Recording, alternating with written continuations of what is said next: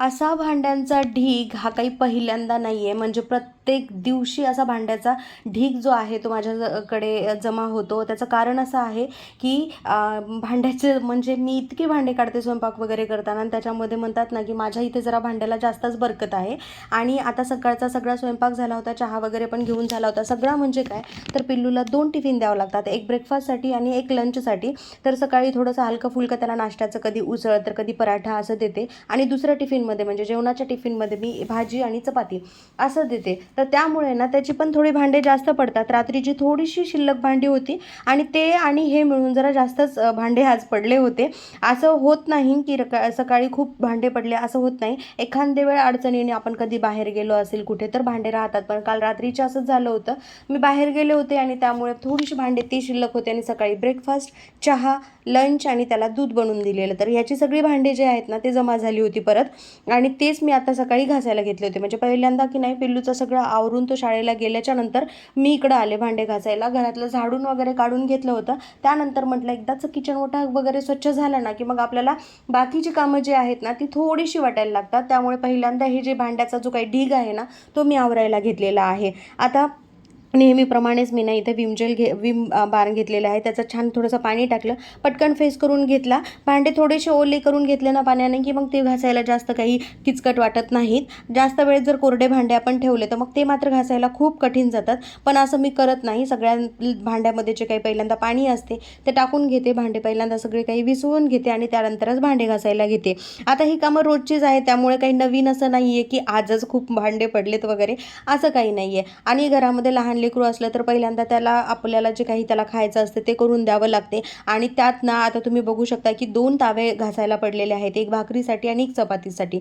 म्हणजे मी आणि पिलूच्या पप्पासाठी ना इथे रोज भाकर टाकत आहे त्यामुळे तो एक तवा एक्स्ट्रा पडत आहे आणि त्यानंतर चपातीसाठीचा एक तवा. म्हणजे इन मीन घरात 3 मात्र भांड्याचा एवढा काही राडा माझ्याजवळ नेहमीच जमा होतो. म्हणजे नाश्ता बनवलेला काही वेगळं असते, कुणी चहा बिस्किट खाते तर कुणी म्हणजे कोणाला सलाद बनवून द्यावं लागते. तर असं आहे म्हणजे घरामध्ये जरी माणसं कमी असली तरी काम हे मात्र तेवढंच करावं लागते. म्हणजे जसं की चपातीसाठी तवा काढावाच लागतो, भात टाकण्यासाठी पातेलं काढावंच लागते, डाळ शिजवण्यासाठी कुकर काढावंच लागते. असं नाही होत की घरामध्ये ते माणसं कमी आहेत म्हणजे की नाही भांडे कमी असणार आहेत किंवा स्वयंपाक कमी असतो पण भांडे मात्र लागायचे तेवढेच लागतात. तवा लागतो, ताट लागतो, ग्लासं लागतात. त्यामुळे भांड्यामध्ये कुठेही म्हणतो ना आपण की कमी पडतच नाहीत. माझ्याजवळ भांडे खूप पडतात आणि त्यातही माझी थोडीशी एक्स्ट्रा कशी सवय माहिती आहे का, एकदा का एका ग्लासानं पाणी पिलं की ते लगेच आणि नक्कीच तुमचं पण तसंच असेल की लगेच तो ग्लास जो आहे तो घासायला पडतो.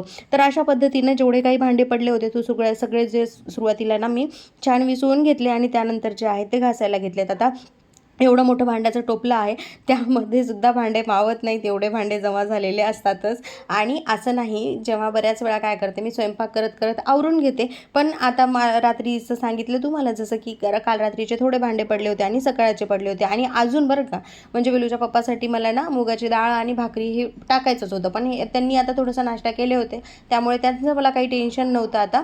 तर हे सगळं काम केल्याच्या नंतर मात्र मला त्यांना भाकर आणि जी काही डाळ आहे ना ते बनवून द्यायची होती. त्यामुळे जे काही कुकर वगैरे आहे ते मी सगळं घासायला घेतलेलं आहे.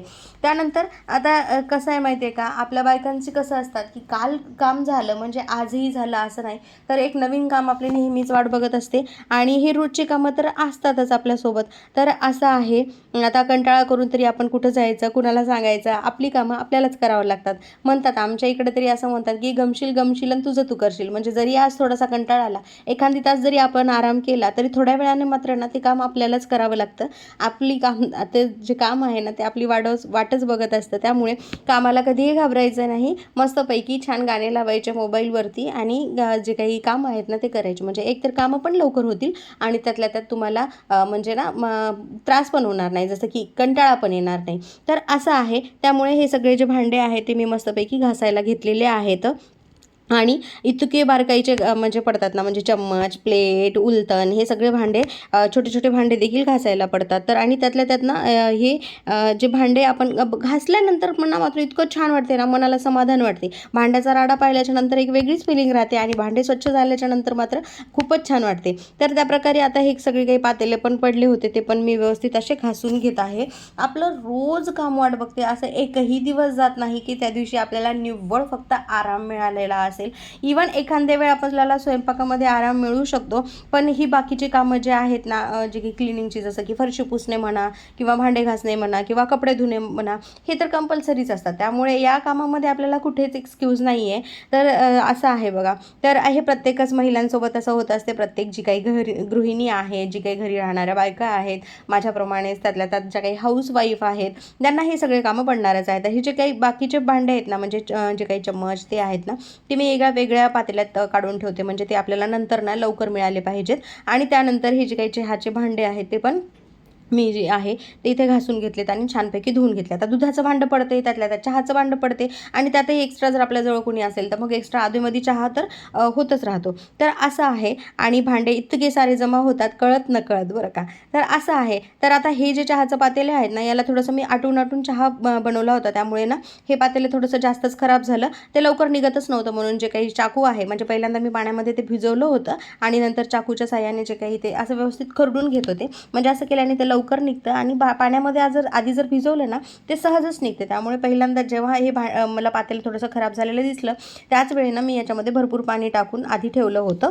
त्यानंतर आता हे चाकूनं असं बघू शकता तुम्ही, छान असं सहज निघते. आणि लगेच आपण जर काही ताराची घासणी असेल आणि जर साबण घेतलं तर ते लवकर निघालं. म्हणजे 1-2 मिनिटामध्ये ताराची घासणी अशी थोडीशी पसरट करायची, त्यानंतर साबण व्यवस्थित लावून घ्यायची आणि थोडंसं जोर लावून मात्र आपल्याला घासावं लागतं. तर त्यानंतर जे काही हे स्टीलचे पातेले वगैरे आहेत ना, ते लगेचच चकाचक निघतात. म्हणजे पहिलेचे असे भांडे होते किंवा पहिलेच्या लोकांना ते घासण्यासाठी असं काही साबण वगैरे नव्हती, त्यांना ते थोडंसं कठीण जायचं. पण आता भांडे घासणं काही फार अवघड नाही आहे. एखादं आपले सोप बार असते किंवा मग विम जेल असते, तर त्यामुळे हे भांडे जे आहेत ना ते सहज निघून जातात. तर तुम्ही बघू शकता आता छान हे जे आहे ते थोडंसं मी जोर लावून भांडं घासून घेत आहे. त्यानंतर धुतल्याच्या नंतर ते लगेचच चकाचक निघणार आहे. तर असं भांडे घासताना कुणाला काय, म्हणजे कसं असते माहिती आहे का, कुणाला भांडे घासायचा कंटाळा येतो, तर कुणाला कपडे धुवायचा कंटाळा येतो, तर कुणाला चपाती करायला फार आवडते. म्हणजे ज्याच्या त्याच्या आवडीप्रमाणे कामं असतात. तर तुम्हाला कोणत्या कामाचा कंटाळा येतो आणि तुम्हाला कोणती कामं आवडतात हे मात्र मला कमेंट सेक्शनमध्ये नक्की सांगा, कारण मला वाचायला ते खूप आवडेल. त्यानंतर हे जे बघू शकता तुम्ही, छान असं जे काही स्टीलचं पातेलं आहे ते घासलं आणि चकाचक एकदम निघालेलं आहे. तुम्ही बघू शकता कुठेही त्याचा जो काही चहाचा डाग आहे ना तो नाही आहे. तर त्यानंतर एवढी सगळी भांडे मी जे काही टोपलंभर भांडे आहेत ना ते घासली होती, खाली उतरून ठेवलं, कारण की मला जो आता हा किचन वाट्यावरचा राडा आहे ना तो आवरून घ्यायचा होता. कारण की आता जोपर्यंत आपण गॅस वगैरे स्वच्छ घासून घेत नाही, किचन ओटा स्वच्छ निर्मळ करत नाही, तोपर्यंत मनाला काही समाधान वाटत नाही. म्हणजे दिवसातून 2 ते 3 वेळा हे माझी ठरलेली कामं असतात. एक तर सकाळी स्वयंपाक झाल्याच्या नंतर, त्यानंतर दुपारी, सायंकाळी स्वयंपाक करण्याच्या आधी आणि म्हणजे नाही मध्यंतरी काय होते, आपण कधी काही नाश्ता वगैरे बनवलं तरी पण ते खूप खराब होते. त्यामुळे याला एखादा फडका वगैरे मी मारूनच घेत असते. त्यामुळे किचन ओटा क्लीन करणं हे चालतच राहते. दिवसातून 1 ते 2 वेळा हे होतच. एक रात्री स्वयंपाक केल्याच्या नंतर आणि मध्यंतरी जर काही बनवलं असेल तर, आणि सकाळी जेव्हा पिलूचा टिफिन वगैरे होतो ना त्यावेळेला. तर हे सगळं किचन ओटा जोपर्यंत आपण घासून घेतला ना ते लगेचच चकाचक निघतो. म्हणजे कसं, जर पुसून घेतलं ना तरी पण ते असे डागं वाटतात, पण जेव्हा आपण घासून ते स्वच्छ पाण्याने धुवून घेतो ना त्यावेळी मात्र ना एकदम चकाचक आणि काळाकुट्ट जो काही किचन ओटा आहे ना तो आपला दिसतो. तर त्यानंतर आता हे सगळं जो किचन आहे तो मी व्यवस्थित घासून घेत आहे. त्यानंतर जेव्हाही म्हणजे मी किचन ओटा घासून घेते ना, लगेचच सिंक वगैरे आहे ना ते पण क्लीन करून घेते. कारण की मग त्यामध्ये जर थोडंसं खरकटं वगैरे अडकलेलं असेल ना तर मग त्याचा जो काही अन्नाचा वास आहे ना तो येतो आणि परत मग ते आपलं काम एक वाढीव काम होऊन जातं.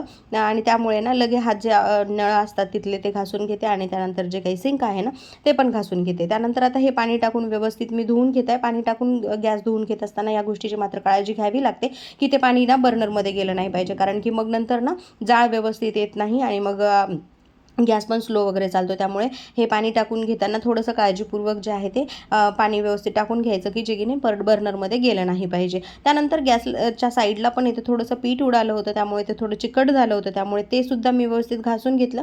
घासल्याच्या नंतर गंजू नये वगैरे म्हणून ना एक नॅपकिन, कोरड्या नॅपकिननं हे सगळं व्यवस्थित पुसून पण घेतलेलं आहे. आता ही सगळी कामं रोजची अशीच आहेत असं नाही, थोडा बहुत बदल होत असतो.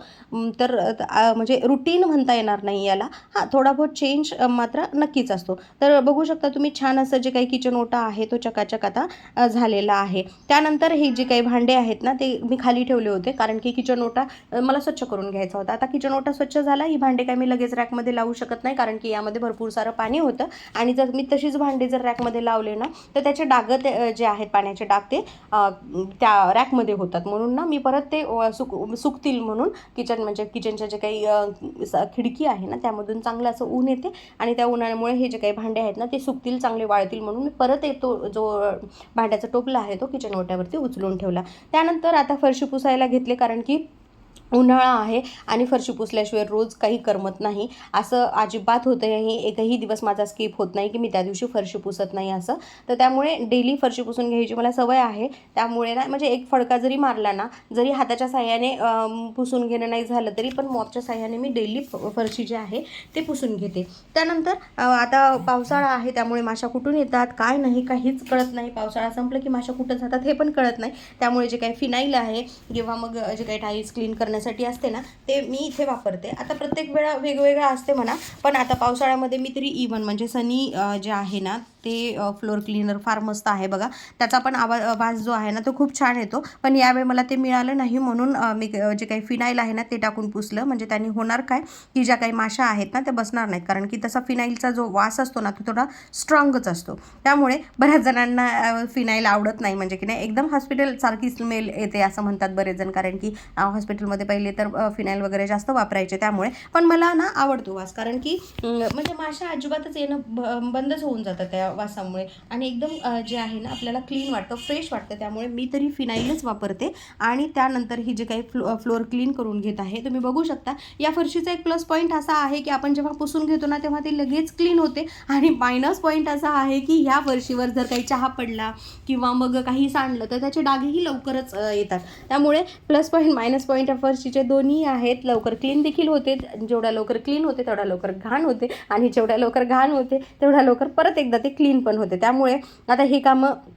तर असे असणारच आहे. आपल्या बायकांचं काम संपलं झालं असं कधी होतच नाही, कारण की आत्ता जरी भांडे घासणं झाले की लगेचच थोड्या वेळाने चहा ठेवला की परत भांडे जमा होणार, फरशी पुसली की लगेच त्याच्यावर काहीतरी सांडणार, परत ते पुसून घ्यावं लागणार. त्यामुळे आपल्या बायकांची कामं काही संपत नाही आणि हे कामं जे आहेत ते आपले रुटीनमध्ये चालूच राहणार आहे. त्यानंतर आता एका म्हणजे किचनमधली फरशी पुसण्यासाठी मी वेगळं पाणी घेतलं होतं. त्यानंतर जो काही हॉल पुसण्यासाठी आहे ना मी परत एकदाचं पाणी घेतलेलं आहे वेगळं, कारण की म्हटलं याच्यामध्ये पण थोडंसं जास्त फिनाईल टाकावं आणि जे काही हॉल आहे ना तो पुसून घ्यावं. तर इथे मी मशीनवरती बरंच सामान माझं इथे जमा झालं होतं, कारण की पिलूचे 2 दिवस थोडी तब्येत पण ठीक नव्हती, त्यामुळे त्याच्या औषधी वगैरे पण तिथे ठेवल्या होत्या. आणि बाहेर आता छान ऊन पडलं होतं आणि त्याचमुळे ना मग म्हटलं हे सगळी कामं जे आहेत ते आपण पटकन आटपून घ्यावे. मग आता त्यामुळे हे सगळं जे काही आहे ना मी व्यवस्थित पुसून घेतलं.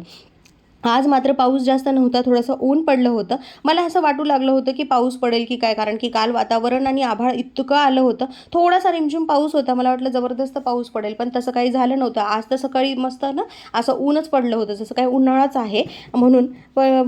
पण पावसाचा काही पत्ताच नाही आहे यावर्षी.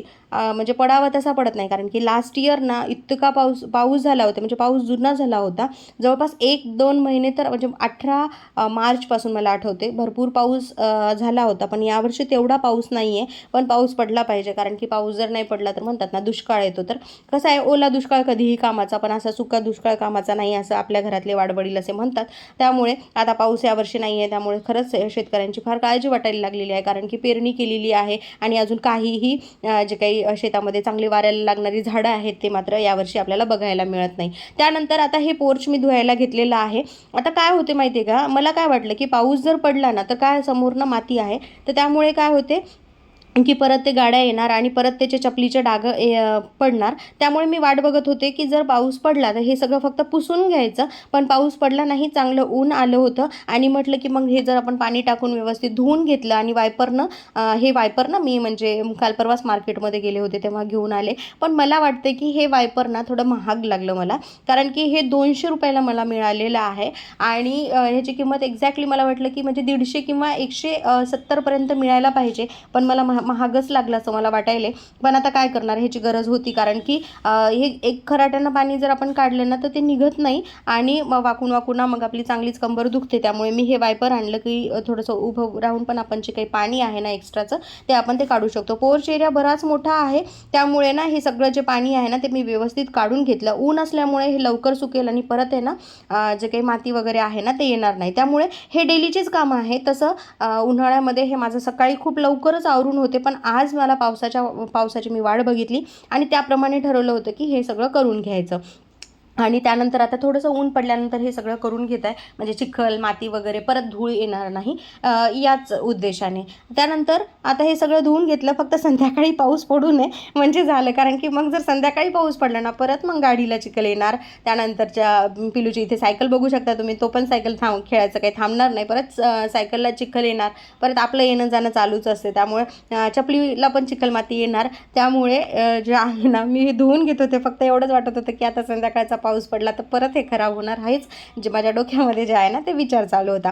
त्यानंतर आता पोर्च एरिया पण क्लीन झालेला आहे. घरातली फरशी पण पुसून झाली, किचन ओटा पण आवरून झाला होता. पण हा युटिलिटी एरिया आहे ना तो थोडासा खराब झाला होता, तो घासून घ्यायचा आहे. तसं तर हे 4 दिवसाला 8 दिवसाला मी स्वच्छ करूनच घेते. त्यानंतर म्हणजे हे साबण किंवा मग भांड्याची घासणी आहे ना त्याच्यानंतर किंवा मग निरम्याचे जे काही पॅकेट पाणी असते ना ते करून इथे टाकते. आणि त्यामुळे काय होते की निरमाच्या पाण्याने जे काही चिकट वगैरे डाग जर पडलेले असतील तर ते ना क्लीन होतात. म्हणून हा युटिलिटी एरिया ना क्लीन करायला मी आलेली आहे. बघू शकता तुम्ही, जसं जसं व्यवस्थित घासून घेत आहे तशी तशी फरशी जी आहे ना हे पण क्लीन निघत आहे. आणि त्यानंतर पाणी एकदाचं टाकून दिलं ना मग खराट्याच्या साह्याने झाडून घेतलं नाही की हे पण जो एरिया आहे ना तो लगेच क्लीन होतो. आता फक्त फरशीच नाही, म्हणजे फ्लोअरच नाही तर त्याच्या साईडला जी काही फरशी लागून आहे ना ती पण मी लगे हात घासून घेत असते आणि पाणी टाकून घेते. आता नक्कीच आता याच्या बाजूचा जो हे आहे ना, म्हणजे आता हे बॅक साईड आहे, त्याच्या बॅक साईडला ना मेन रोड आहे. त्यामुळे ना तिकडून खूप धूळ येते आणि सतत गाड्या वगैरे वाहनं जाणं चालूच असते. त्यामुळे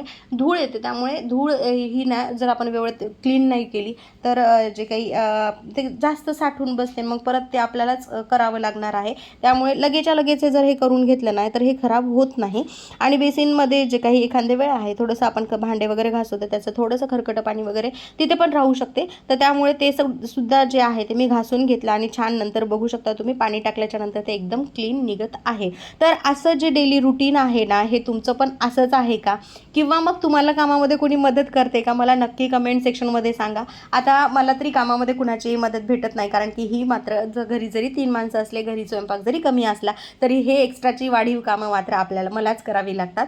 तर असं आहे. आता हे खराट्याने सगळं जे काही पाणी आहे ना ते मी व्यवस्थित धुवून घेतलेलं आहे. आता व्हिडिओ जरी 10 मिनिटाचा असेल 15 मिनिटाचा असेल तरी या कामासाठी मात्र भरपूर वेळ लागतो. कारण की हे पाणी जे आहे ना हे व्यवस्थित सगळं काढून लावणं, आणि ऊन पडल्यामुळे ना इकडं पण सुकल कारण की जर पाऊस पडला ना तिकडून थोडेसे पाण्याचे शिंतोडे येतातच आणि ते परत किचकिच होते. पण आज ऊन पडलं होतं त्यामुळे हे लवकरच सुकणार होतं. अजून मला कपडे पण थोडेसे धुवायचे होते. आज काही जास्त कपडे नव्हते, कारण की काल जे आहे ना पिलूचे जे काही शाळेचे ड्रेस असतील म्हणा किंवा मग यांचा नाईट ड्रेस वगैरे असेल म्हणा ते सगळं मी धुवून घेतलं होतं. आता हे सगळं माझं क्लिनिंग झालेलं आहे. किचन क्लिनिंगचं डेली रुटीनचं जे काही माझं काम आहे ते झालेलं आहे. आत्ता मात्र मी ना इथं कडक पाणी व्हायला ठेवलेलं आहे. मी हीटर लावते आणि हीटरच्याच पाण्याने आंघोळ केलेल्यासारखी वाटते मला. त्यामुळे ना या बकेटीमध्ये मी पाणी लावते आणि तुम्ही बघू शकता दुपारचे 12:30 वाजलेले आहेत. सकाळी मी 8:30ला कामाला लागली तर 12:30 वाजले. तर तुमचं पण रुटीन असंच असते का? खरं सांगायचं तर प्रत्येक दिवस असाच असतो असं नाही, रोज काही ना काही बदल मात्र नक्कीच असतो. पण एक गोष्ट मात्र कायम आहे,